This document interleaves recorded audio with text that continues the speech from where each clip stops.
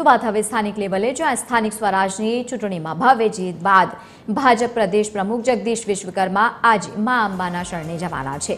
ભાજપ પ્રદેશ પ્રમુખ જગદીશ વિશ્વકર્મા અંબાજી ખાતે પહોંચશે, અંબાજીમાં દર્શન કરશે।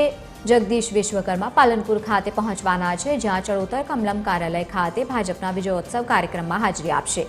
બનાસકાંઠામાં મોટાભાગની બેઠકો પર ભાજપનો ભગવો લહેરાતા ભાજપ વિજયોત્સવ ઉજવી રહ્યું છે। વધુ માહિતી સાથે સંવાદદાતા વિક્રમ ઠાકોર જોડાયા છે। વિક્રમ, આજે બનાસકાંઠા પહોંચ્યા છે પ્રદેશ પ્રમુખ, કેવો કાર્યક્રમ રહેવાનો છે?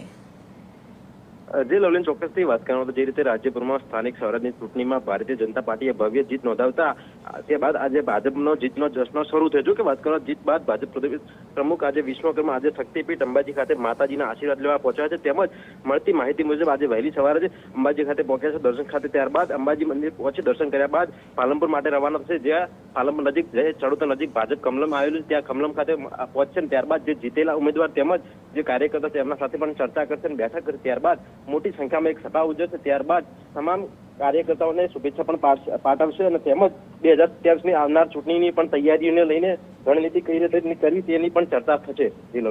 બિલકુલ, આભાર સમગ્ર માહિતી સાથે જોડાવા બદલ। તો દિવસભરના કાર્યક્રમો જગદીશ વિશ્વકર્માના રહેવાના છે। સૌથી પહેલા મા અંબાના દર્શન કરશે।